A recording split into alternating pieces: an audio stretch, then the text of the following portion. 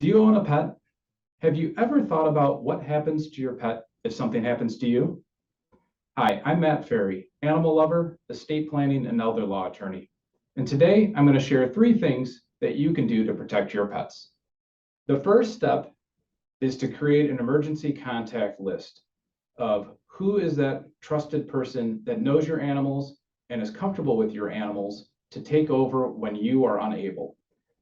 Additional information that can go on this list, such as their veterinarian, who takes care of them if something happened to them, as well as their medications, what type of food they eat, so your caregiver knows what to give them so your animals stay comfortable and happy.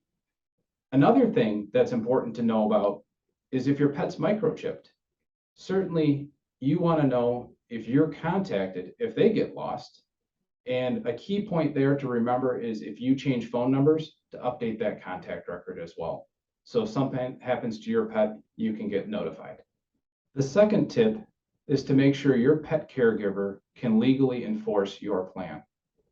Now, this can include a power of attorney to make sure if you're disabled for a period of time, that person can actually take control of your animals, get them the veterinarian care that they need, even take them to the groomer, like Zoe here, and make sure that everything is in order and that no one gives them any trouble when it's needed.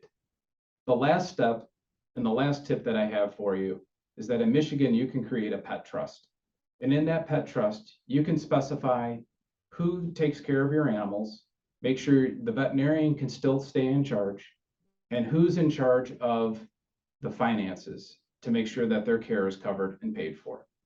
You can specify that, make sure that their food is covered, their training, their veterinarian bills, and all the rest are covered in your funds that you've left behind for these 2 animals, or more in some cases.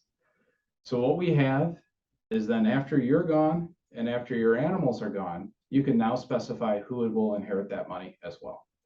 Many of us love our animals as much as our children, and some maybe even more so. But no matter what, we want to make sure our animals are cared for. And that might think in our traditional sense, oh, our neighbor will take care of our pet, or our friend or family has already said, oh, we'll watch it if something happens to you. But let's make sure it's in writing and that there's an actual plan in place. So just call us today to get started and learn more.